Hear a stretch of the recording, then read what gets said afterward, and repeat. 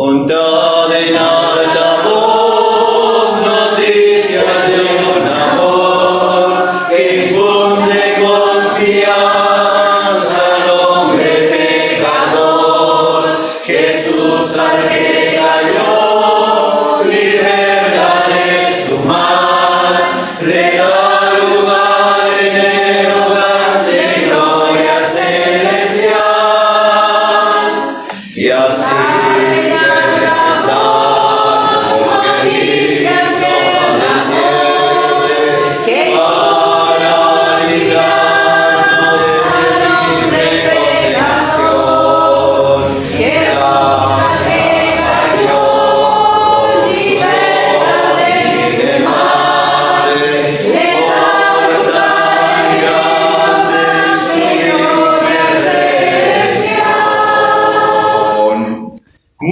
ahora salió mucho mejor.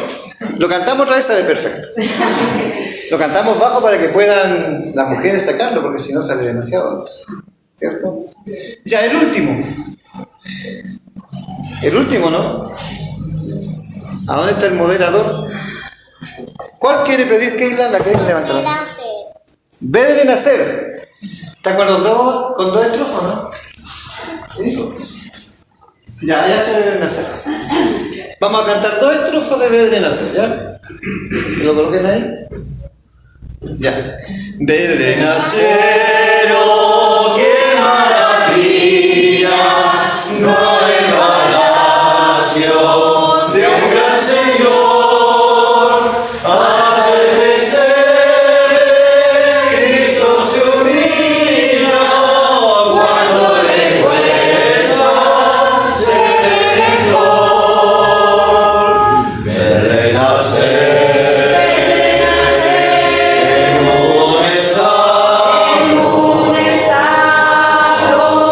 viene buscando al pecador, verle morir en el Calvario,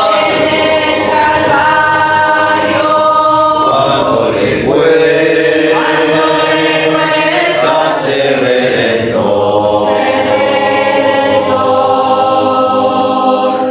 Hijo de Dios, Señor de señores, burla y desprecio, Él padeció. Cristo Jesús, varón de dolores, cuando le cuesta ser redentor. Verle nacer en un establo, viene buscando al pecador, verle morir en el Calvario,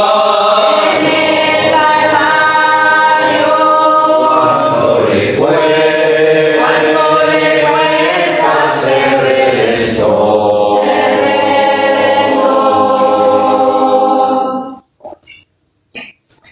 Ya, yo por mí seguiría cantando, pero ya me dijeron que no.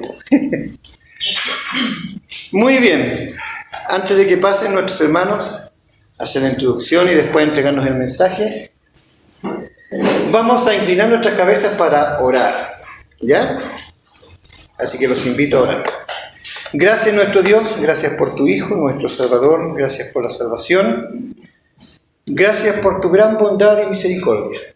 Queremos acercarnos a ti, pidiéndote tu ayuda, tu guía, que tú seas con nosotros, que tú seas en esta tarde guiando a nuestros hermanos en la enseñanza y dirección de tu palabra. En tus manos quedamos, dejando en tus manos los enfermos, y en el nombre del Señor Jesús. Amén. Amén. Amén.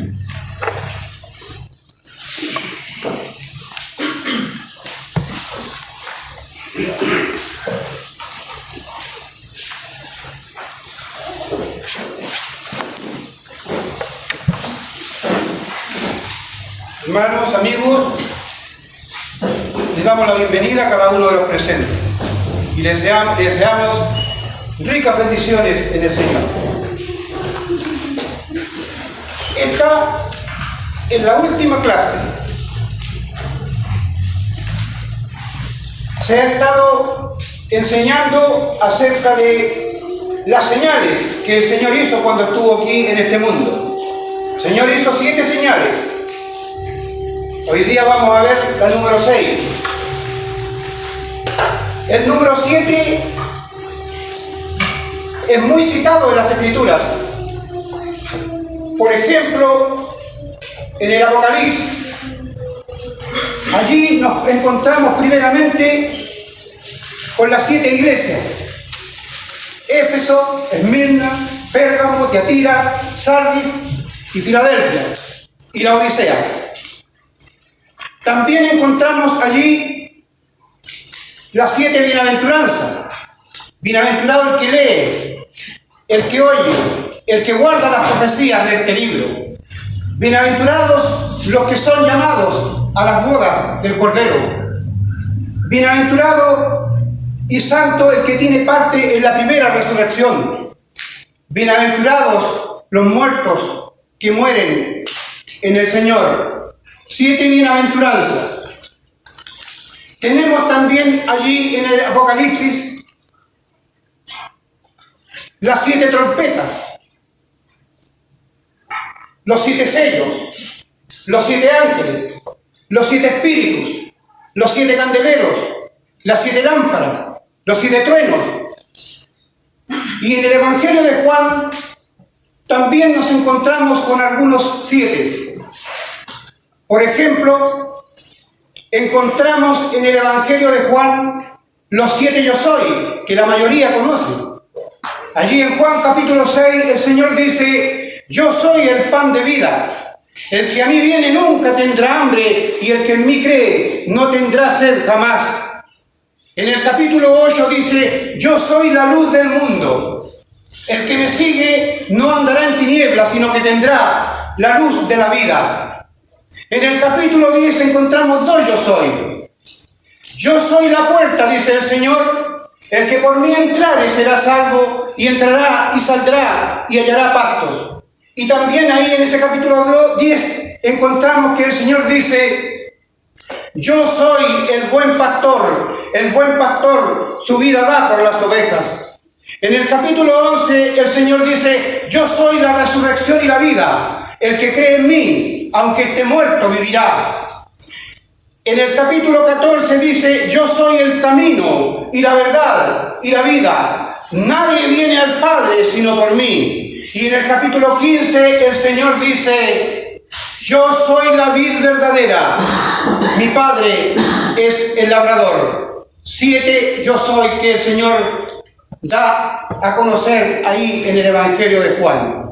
También en los Evangelios tenemos las 7 frases que el Señor pronunció desde aquella cruz donde Él fue crucificado por cada uno de nosotros. Él se presentó voluntario para ir a aquella cruz, para, por medio de ese sacrificio, ofrecernos a nosotros la salvación, el perdón de nuestros pecados y la vida eterna. La primera frase que el Señor pronunció desde la cruz fue: Padre, perdónalos porque no saben lo que hacen.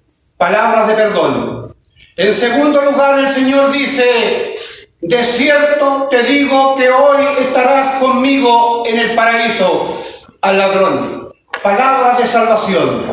En tercer lugar, el Señor dice a su madre: mujer, he ahí tu hijo. Y al discípulo: he ahí tu madre. Palabras de cuidado, de protección. En cuarto lugar, el Señor pronuncia y dice: Elohí, Elohí, lama sabactani. Dios mío, ¿por qué me has desamparado? Palabras de desamparo, de abandono. En sexto lugar, el Señor pronuncia y dice: consumado es. Palabras de triunfo, de victoria. Y en quinto, me había saltado la quinta. La quinta, dice el Señor, tengo sed. Palabras de angustia. Y la última, Padre, en tus manos encomiendo mi espíritu. Palabras de entrega. Como le decía, el número 7 es muy visto en las Escrituras. Y nosotros, como le decía al comienzo, estamos viendo las 7 señales que el Señor hizo cuando estuvo aquí en este mundo. No vamos a alcanzar a ver la séptima, vamos a llegar hasta hoy día, hasta la sexta, porque hoy día es la última clase. El Señor en el capítulo 2 de Juan hace la señal o el milagro de convertir el agua en vino. En el capítulo 4 el Señor sana al hijo de un noble. En el capítulo 5 sana al paralítico de Betesda. En el capítulo 6 hay 2 milagros. Alimenta a los 5.000 y camina sobre el mar. En el capítulo 9 sana al ciego de nacimiento. Y en el capítulo 11 resucita a Lázaro. Este último milagro o señal no lo vamos a ver. También hoy día me parece que vamos a quedar clarito con la definición o el concepto que tiene cada una de estas señales. Señales, prodigios y milagros. ¿Qué significa cada uno de ellos? ¿Qué es un prodigio? ¿Qué es un milagro? ¿Qué es una señal? Si alguien no lo tiene claro, el profesor que vamos a tener hoy día posiblemente lo vaya a explicar. También nosotros sabemos que en las Escrituras encontramos algunas sanidades que el Señor hizo a hombres ciegos. Por ejemplo, tenemos allí en Mateo 9, el Señor sana a 2 ciegos. En Mateo 20 sana a 2 ciegos. En Marcos 8 sana al ciego de Betsaida. En Marcos 10 sana al ciego Bartimeo. Cabe destacar, único nombre que aparece de un ciego que recobra la vista. No sé, no me he encontrado con otro. A lo mejor puede que haya alguno con otro nombre, pero yo no lo he encontrado. Bartimeo, el ciego, el único que aparece el nombre. Y por último, el ciego de nacimiento. Tema que vamos a ver, como les decía, en esta tarde. Quiero decir, antes de entregar este lugar a mi hermano que va a tener la responsabilidad de abrir las Escrituras, citar un versículo, Apocalipsis 3:17. Pero tú dices, yo soy rico y me he enriquecido y de ninguna cosa tengo necesidad, pero no sabes que eres un desventurado, miserable, pobre, ciego y desnudo. La condición de todo hombre y mujer que está sin Cristo en su corazón, que no ha dado el paso de salvación. Eso es por mi parte, porque son 10 minutos los que tenía que hablar y ya pasaron. ¿Alguien tiene que decir algo con respecto a lo que se está tratando, a los milagros, a las señales, antes de entregarle a mi hermano? Papá, ¿usted quiere decir algo? Yo. Todos los milagros del Señor Jesucristo fueron motivados por la compasión, la simpatía y el amor que demostró a todas sus criaturas, e inclusive a sus enemigos, aquellos que lo acusaron, lo atacaron, lo calumniaron, lo persiguieron y lo crucificaron. Sin embargo, una sola frase de él revela la capacidad infinita de perdón y de su corazón rebosante de amor. La frase, todos la sabemos. Lucas capítulo 23, versículo 34. Padre, perdónalos porque saben. Gracias. Entonces, ahora va a quedar en la exposición de la palabra del Señor El milagro, como le decía, del ciego nacimiento, nuestro hermano, profesor, don Rafael Pérez.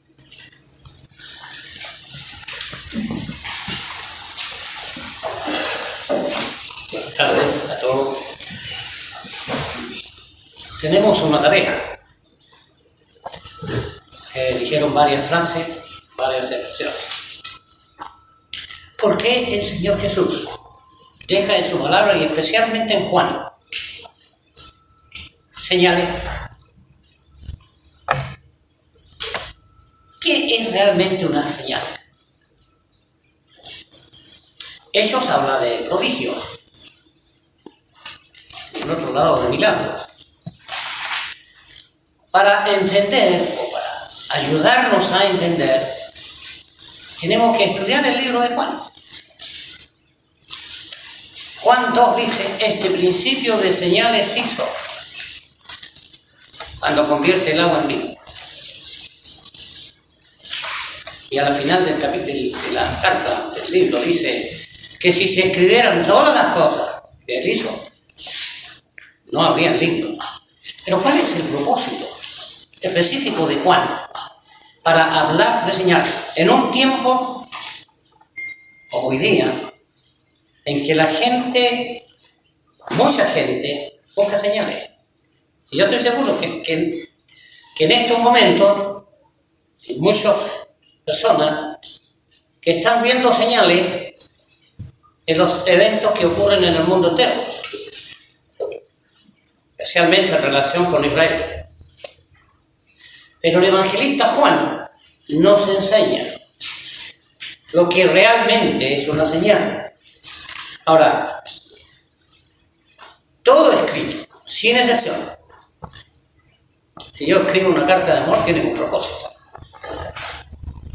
Y la que la recepciona se encantará de las palabras que escribo. Un finiquito tiene un propósito. Entonces, todo en la Biblia tiene propósito. Uno puede ver en la expresión máxima la misericordia de Dios en estos eventos, que son más de 30 eventos. Se mencionó los ciegos. Ahora, es interesante que en el capítulo 9 viene después de una concepción divina de revelar al Señor como el yo soy la luz. Entonces, entre todo, ayudémonos a entender por qué Juan habla de señal. ¿Qué es una señal? Este principio de señal,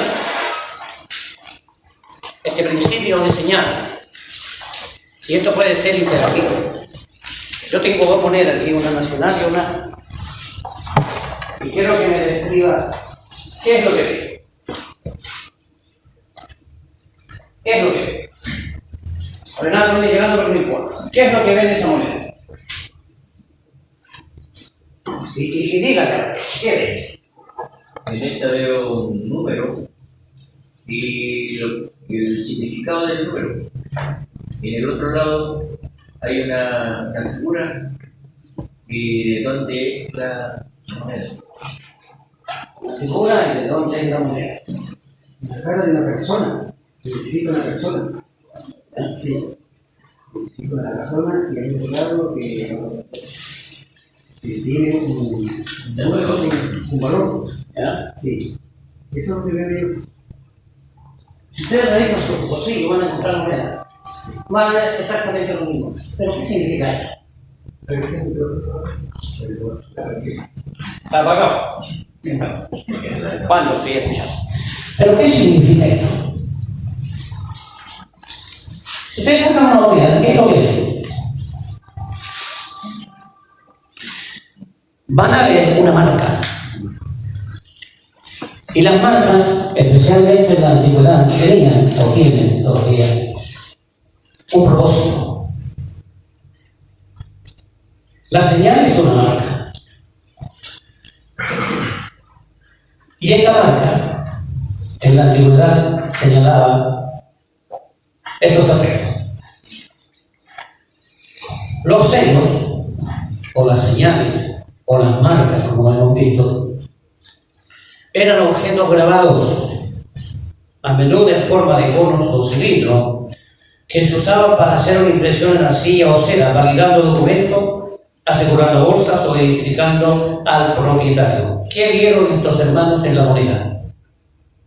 Al propietario. ¿Quién es el propietario en el caso de la moneda que tuviste?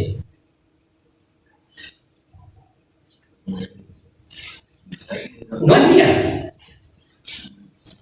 La moneda tiene un propietario. Y en el caso de Renato, ¿qué propietario? Está explicando el rostro del propietario de Renato, por ejemplo. ¿Pero qué está indicando ese sello? Del lugar. Propiedad.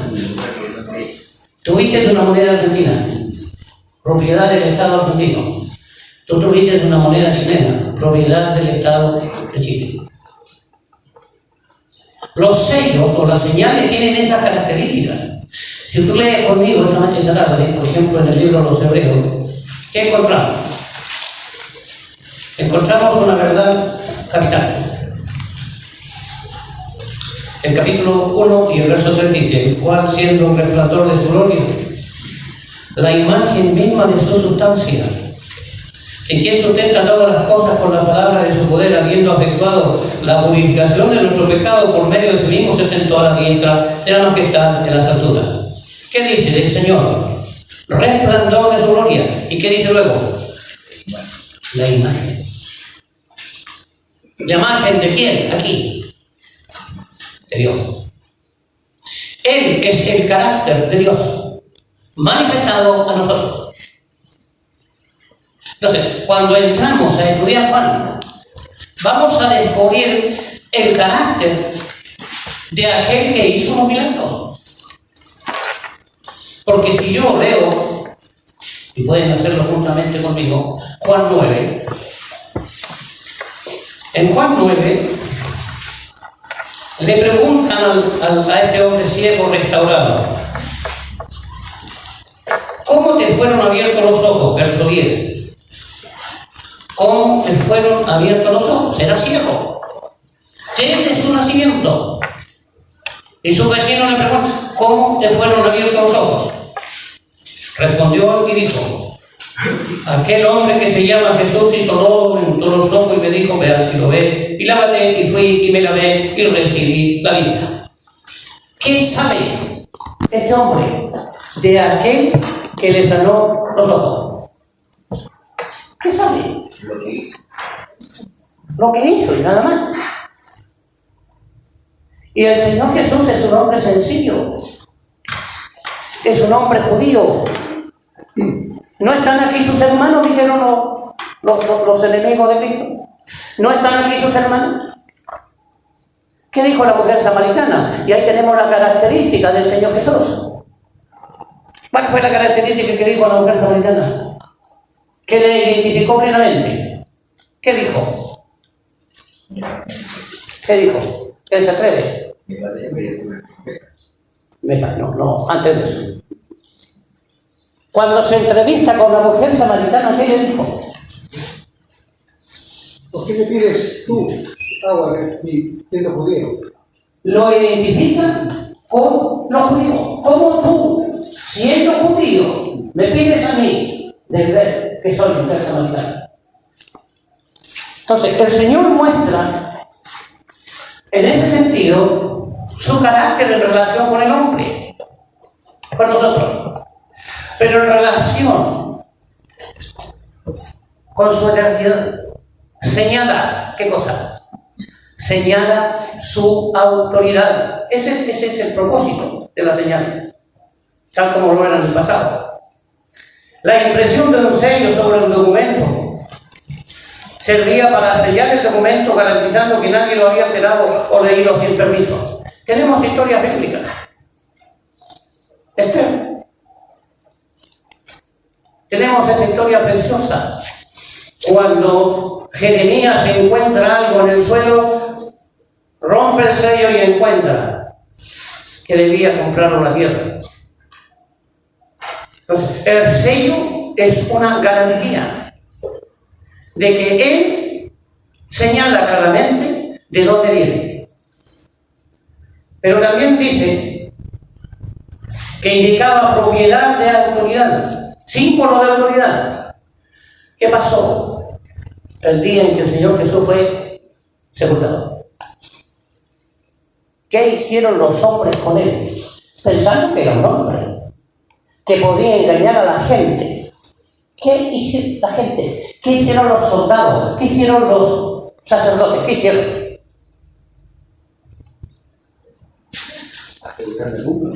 Aseguraron la tumba. ¿Y qué pusieron en la tumba? Sí, no sé. ¿El sello de quién? El sello imperial. ¿Y qué significaba eso? Que esa tumba era inviolable. Entonces estamos viendo aquí la autoridad plena del Señor en sus actos. Y no solo eso. Tenemos que Él no solo es el representante. Y muchas veces, el sello indicaba identificando al propietario. El sello, el carácter, la señal indicaba, ¿qué cosa? Que él era el único dueño. Entonces pregunto yo a ustedes, en todos los eventos que hemos visto, ¿quién podría desautorizar el poder de Dios en la vida del Señor? No había. Nadie podía hacer eso. Y hemos visto solo lo que es una señal. Porque se habla de prodigio. Y la señal tiene el propósito de señalar, como he dicho, una marca, su autoridad, su sabiduría, su poder. En el caso del prodigio es otra palabra que aparece en eso también. Y el prodigio tiene el propósito de parte del Señor, en el caso del olímpico, es que los hombres vean con asombro un suceso. En la antigüedad, ¿qué vieron los hombres cuando Israel salió de Egipto? ¿Qué ocurrió en el camino? Una columna de fuego y la de... Pero antes que apareciera la columna, ¿qué pasó? Más bien, la noche en que ellos fueron perseguidos, apareció la señal esta del cielo, columna de fuego para Israel, tinieblas para los egipcios. Pero hay una marca que ha perdurado a través del tiempo y que la gente duda hasta el día de hoy. ¿Qué ocurrió? La marca de... Perseguidos por los egipcios, las montañas alrededor de Israel. ¿Y qué ocurrió? ¿Qué tenían por delante? El mar. ¿Y qué ocurre en el mar? Y hay un prodigio desde el cielo, un fuerte viento, y el mar quedó seco. Entonces los hombres quedaron asombrados. Y ese es el propósito de lo que apunta el prodigio, un hecho impresionante. Pero también habla de hechos poderosos, que es una palabra diferente a la señal.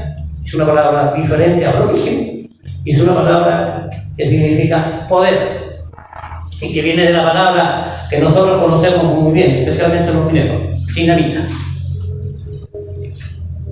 Y el evento muestra el poder de Dios en acción. Eso es lo que muestra. La última clase vimos la de los peces, Ricardo, ¿cierto?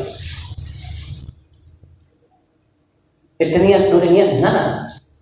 Habían miles de personas. Los discípulos dijeron, dile que se vayan. Y ocurre un evento portentoso, poderoso. Multiplica el pan, multiplica los peces. Esas son las señales en el Evangelio de Juan que tenemos para nuestro día. Ojo, tengan cuidado con las señales. Porque hay señales en el futuro que vienen del diablo. Hay señales en el futuro que vienen de los enemigos de Cristo. El anticristo hará aparentemente señales. Pero avancemos al evento.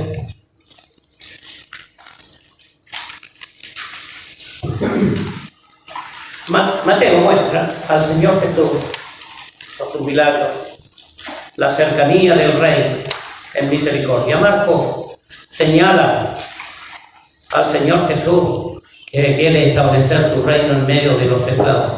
Lucas señala al hombre perfecto, al profeta de Dios. Y Juan marca la gloria de Dios. Ese es el propósito del Evangelio de Juan. Señalar con certeza que Jesús es el Hijo de Dios.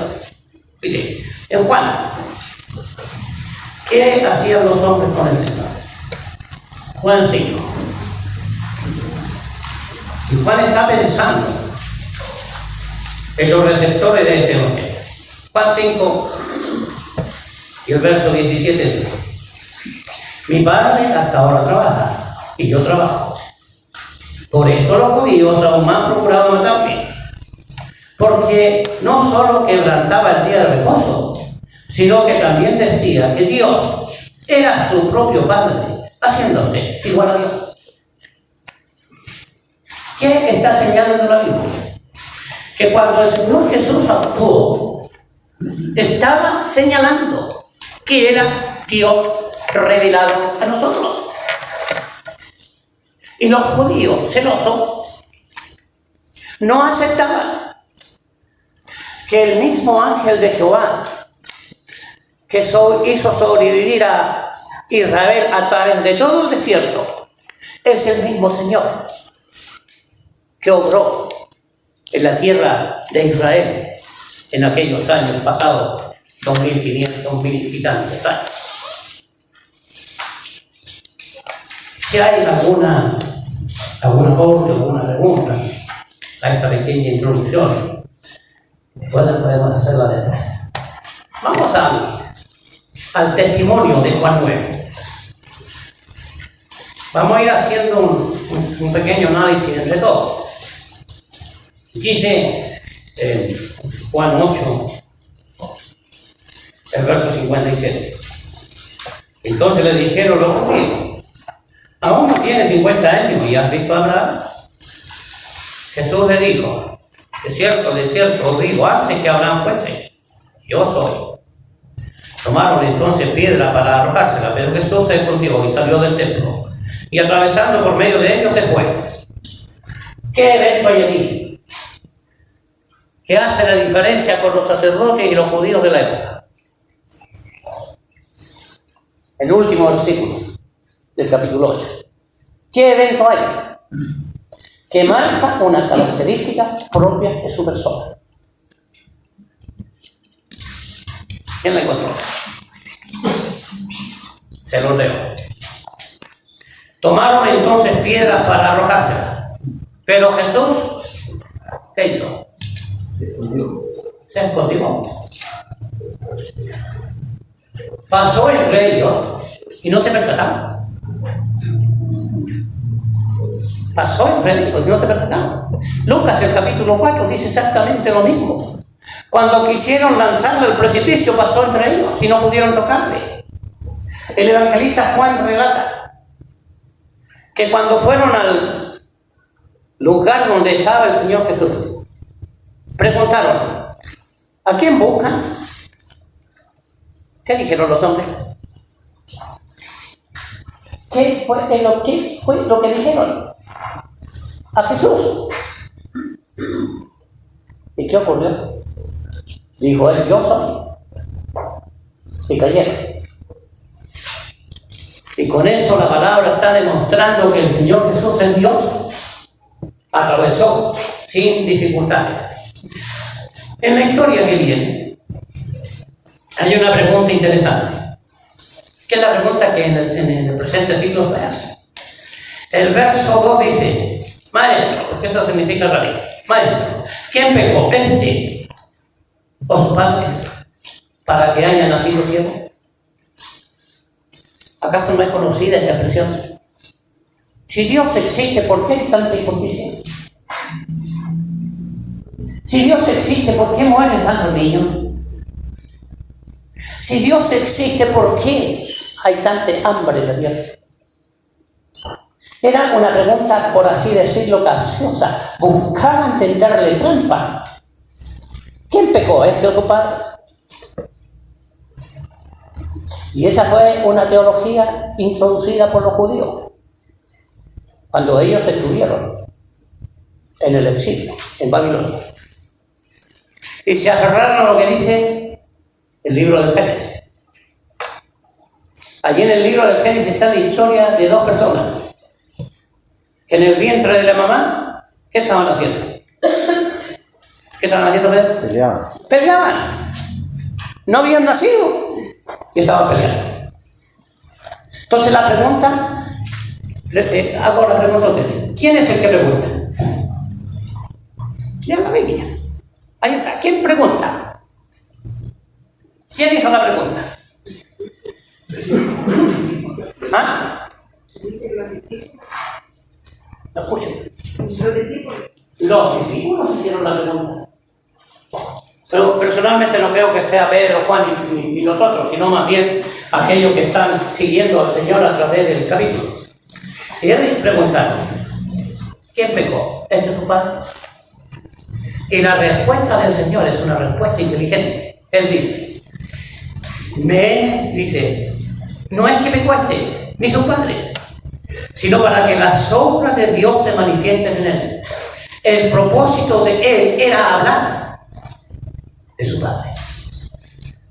El propósito de él era señalar a aquel que le había enviado. Luego dice en la historia, entre tanto que estoy en el mundo, luz soy del mundo. Dicho esto, ahora, ¿cómo encontró el Señor al cielo? Verso 1. Al pasar Jesús vio a un hombre ciego de nacimiento. ¿En qué ciudad está? ¿En qué ciudad está el cielo? Entonces, los lectores del Evangelio de según Juan tienen la respuesta. ¿Dónde está el Señor en el pasaje que leemos? ¿En qué ciudad? ¿Cerca de qué lugar está?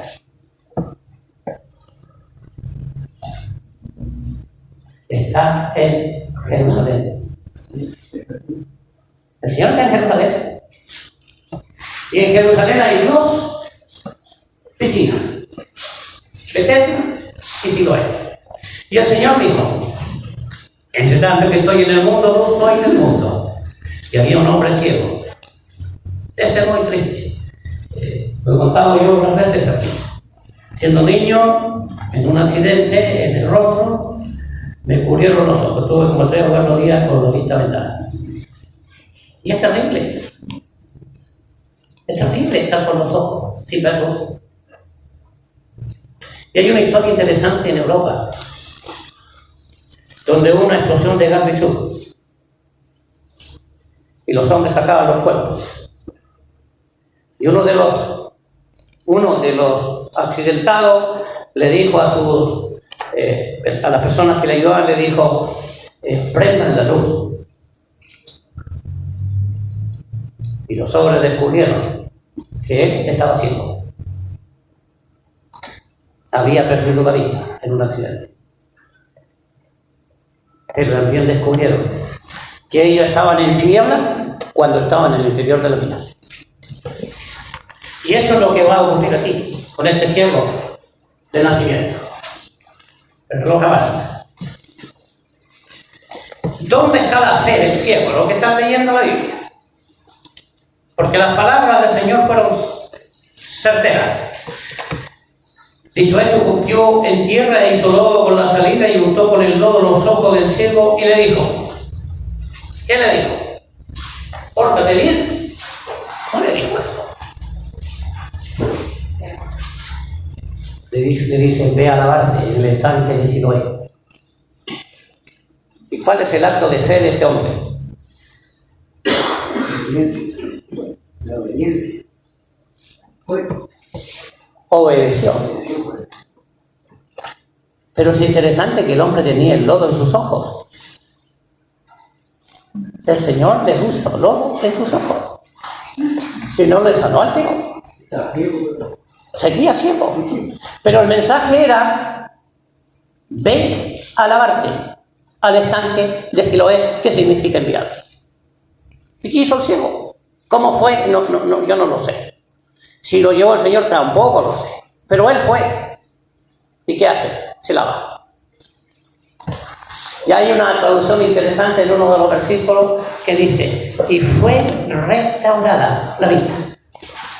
La había perdido, de era restaurada, una palabra interesante. El Señor dice ahí, se lavó y regresó viendo, y restaurado viendo. Entonces los vecinos, y aquí hay una historia interesante.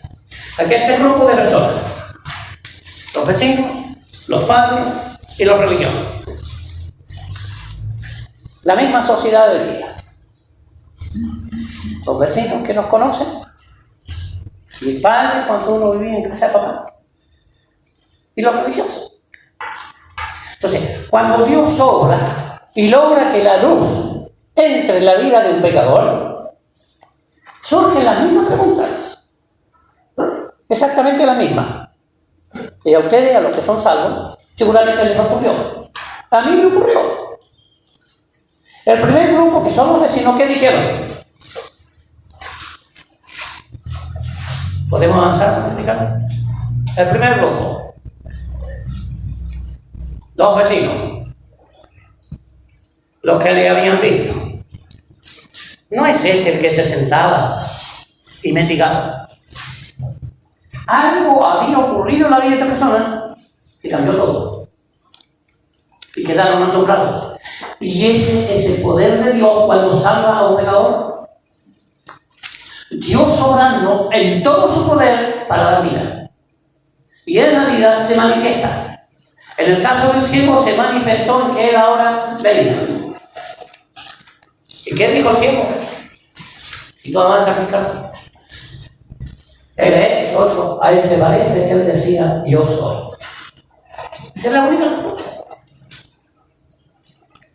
Hermano, a ti cuando te convertiste al Señor te preguntaron si eras el mismo. Se preguntaron, ¿y por qué estás tan cambiado? Yo conozco un varón que era muy malo con su hermana. Era muy peleado con su hermana. Y de la noche a la mañana cambió radicalmente. Dejó de pelear con sus hermanos hasta el día de hoy. ¿Qué había ocurrido? Había escuchado el Evangelio y escuchó esta frase que le afectó su intimidad. Los inmundos, los mentirosos, no entrarán en el reino de Dios. Apocalipsis. Y él se dio cuenta de eso. Y ese día él le dijo al Señor, sálvame. Y su vida fue cambiada. Sus hermanas se dieron cuenta que algo había ocurrido en su vida. Y estoy pensando aquí en el hombre. Y ocurre algo semejante en el interior de la vida. Veamos el otro grupo de carditos. Los vecinos. Los que están más cerca nuestros saben si somos creyentes o no creyentes. Si algo ha pasado en nuestra vida o no. Si eso no ocurre, hay que examinar, tal como dice el apóstol Pablo a los Corintios. Examinaos si estáis en la fe de Jesús. Porque es fácil hoy profesar ser cristiano. Es muy fácil. Le dijeron, ¿cómo te fueron abiertos los ojos? Ahí está el testimonio de él. Aquel hombre que se llama Jesús hizo lodo, me untó los ojos, me dijo, vean si lo veis, lávate y fui, me lavé y recibí la vida. Avancemos, ahora viene un pensar. ¿Dónde está él? No sé. No sé. Avancemos. Llevaron ante los fariseos que había sido ciego. Y aquí comienzan los problemas. Los problemas de carácter religioso, como los de hoy. Hoy día hay dificultades religiosas. A ver. ¿Quién tiene la verdad? Si yo le pregunto a un testigo de Jehová, ¿qué me dice? ¿Qué me dice? ¿Quién tiene la verdad? Si le pregunto a un adventista, ¿qué me dice? ¿Quién tiene la verdad? Si le pregunto a un evangélico de cualquier índole, ¿qué dice? ¿Tiene la verdad? ¿Quién tiene la verdad? El ciego había sido restaurado. Y le preguntan a los fariseos, mire, al que había sido ciego y le preguntan. Era día de reposo, había hecho lodo, le había abierto los ojos. Hay interesante que vamos a conversar. Le preguntaron los fariseos lo mismo. ¿Cómo te fueron abiertos los ojos? ¿Cómo te fueron abiertos los ojos? Si eso es lo extraordinario. Entonces los judíos deducían que algo había ocurrido en la vida de este hombre. ¿Cómo te fueron abiertos los ojos? Y la respuesta del ciego es exactamente la misma. Pero hay una cosa fea ahí, de los religiosos. Avanza, por favor, Ricardo.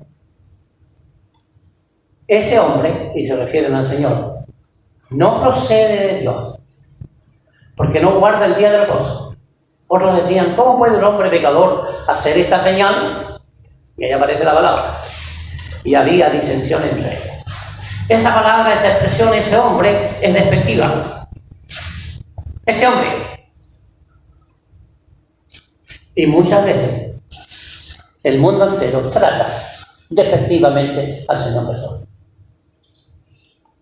Lo trata de esa misma manera. Y hay personas que dicen, mi amigo Jesús. Yo soy temeroso de expresarlo. Aunque él dijo, vosotros sois mis amigos. Pero lo dijo él. Él dijo, vosotros sois mis amigos. ¿Podría yo en la solemnidad de su nombre decir, mi amigo Jesús? Ese hombre. ¿Cómo puede un hombre pecador hacer esta señal?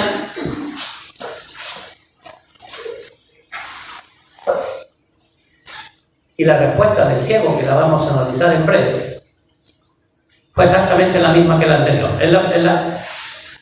Luego se vuelven a encontrar ahora con los papás. Verso 22. El verso 20. Sus padres respondieron y le dijeron, sabemos que este es nuestro hijo y que nació ciego. Pero ¿cómo ve ahora? No lo sabemos. ¿Quién le haya abierto los ojos? Nosotros tampoco lo sabemos. ¿Qué edad tiene? Preguntadle a él. Él hablará por sí mismo. Esto dijeron sus padres, porque tenían miedo de los judíos, por cuanto los judíos ya habían acordado que alguno confesase que Jesús era el Mesías, fuera expulsado de la sinagoga. Aquí hay un problema grave.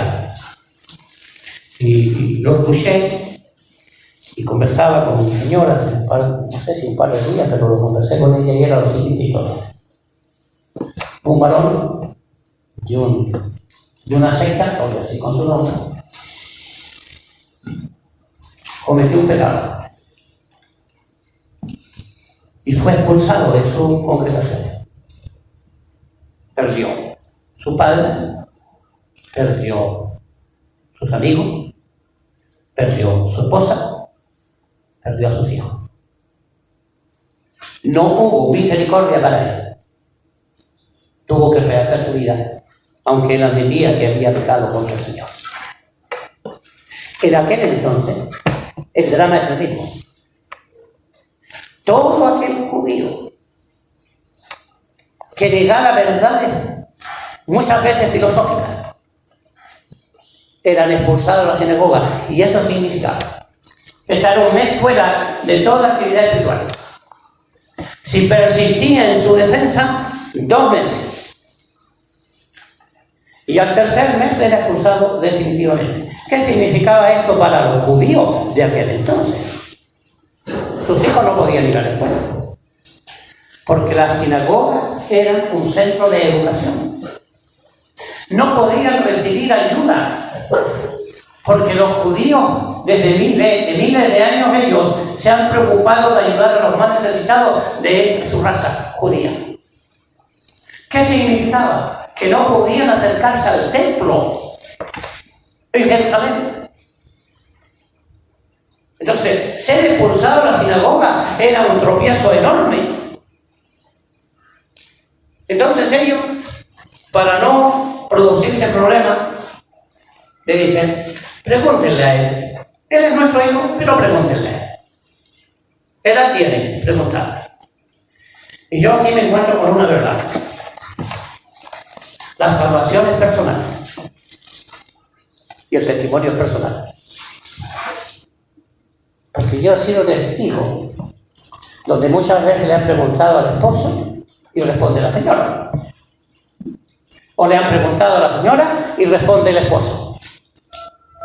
Y el Señor le dijo aquí, ¿qué edad tiene? Pregúntenle a él. Porque la salvación es personal. Es única. Y ocurre una vez y para siempre. Bueno, vamos, el reloj avanza demasiado rápido. Solo quiero irme a la concepción que tiene el cielo. Porque aquí hay un progreso. Toda vida cristiana tiene que tener progreso espiritual. Si no, es como la parábola de la semilla que cae en buena tierra, entre rocas, en espino. Entonces, la primera verdad, verso 11, este es el testimonio del hombre. Aquel hombre que se llama Jesús. Y a mí me deleita. Y espero que se deleite ustedes. Porque así casi todos nosotros hemos conocido al Señor Jesús. Como aquel que nos amó tanto que dio su vida por nosotros. Y si nos preguntan de Él, le podemos decir, el Señor Jesús a mí me salvó. Este hombre dijo a aquel hombre que se llama Jesús y su lodo en los ojos. Y yo fui, me lavé y ahora veo. La primera respuesta a los fariseos. ¿Qué dices tú del que te abrió los ojos? Y él dijo, es un buen maestro, es un buen hombre. ¿Qué dijo? Ahí está la expresión, que es profeta. Ha avanzado, ya no es el hombre, ahora es el profeta. Y en el verso, y aquí vamos a terminar, en el verso 34, y volvemos a ver la bondad, la misericordia, esa simpatía del Señor Jesús por los perdidos, por los necesitados. Respondieron, dice aquí, respondieron y le dijeron, tú naciste de todo el pecado y nos enseñas a nosotros. Y le expulsaron. Un judío expulsado de la sinagoga. Y a veces el mundo está así. A veces los hombres ni siquiera tienen cabida en este propio mundo. Yo escuché un testimonio de un joven que él disfrutaba, le gustaba la vida y siempre terminaba solo. Era como que ni siquiera el mundo podía soportarle.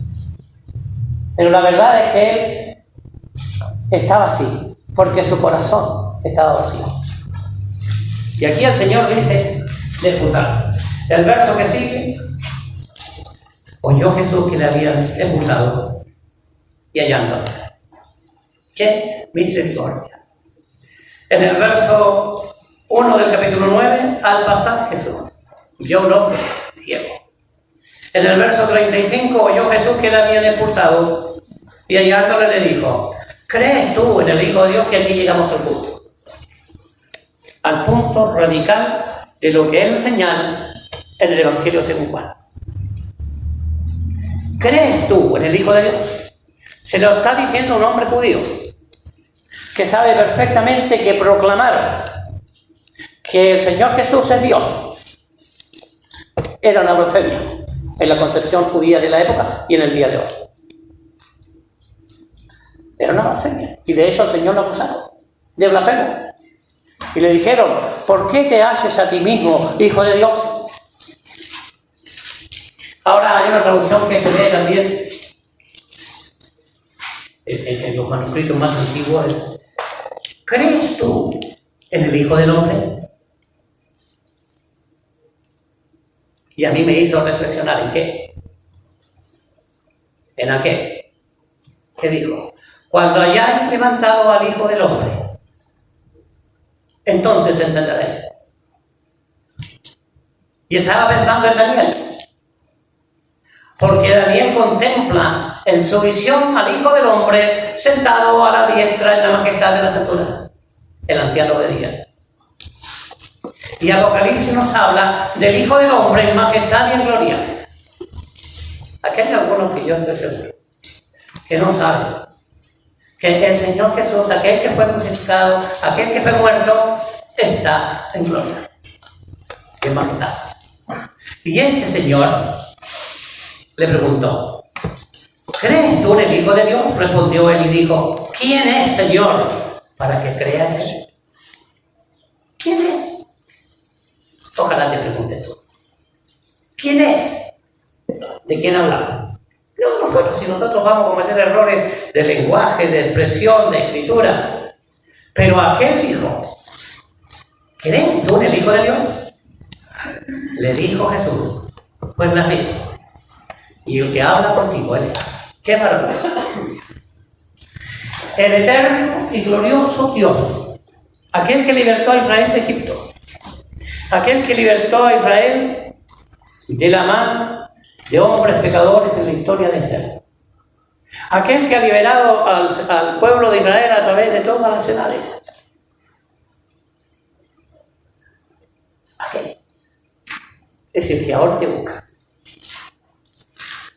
Aquel es el que ahora te busca. Y dice aquí el Señor: pues me has visto. Y el que habla contigo. ¡Qué maravilloso! El eterno, que no se puede palpar, que no se puede ver, le dice a este hombre que había recobrado la vista: el que habla contigo eres. El eterno, yo soy. Y aquí podemos descubrir que el propósito que tenemos en las señales de Juan es señalar con autoridad que este Jesús es el Hijo de Dios, enviado del cielo para salvar a los pecadores. Y él dijo: creo, Señor, y le adoró. Otro paso progresivo. Creo, Señor, y le adoró. Voy a hacer un contraste y con esto terminamos. ¿Dónde estaba antes el ciego? ¿Cuál era su lugar habitual de vida? Era un hombre ciego, desposeído de todo, sin recursos, seguramente con ropas raídas. ¿Dónde estaba él? Mendigando. Estaba pidiendo comida, fruta. Quizás acostado en el suelo, quizás sucio y maloliente. Y allí lo vio el Señor. Ahora está delante del Señor Jesús y él le pregunta: ¿crees tú en el Hijo de Dios? ¿Quién es, Señor, para que crea en él? Él le dijo: el que está contigo, él. ¿Qué hace ahora? Se inclina delante de aquel que es eterno. Y por eso honramos al Señor Jesús. Por eso le adoramos. Y por eso le cantamos. Y por eso admiramos su sabiduría eterna en habernos salvado.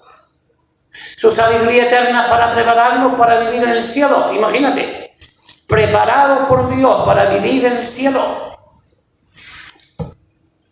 Nos encontró perdidos en tinieblas. Nos salvó para vivir en el luz. Y nos prepara para esta cosa.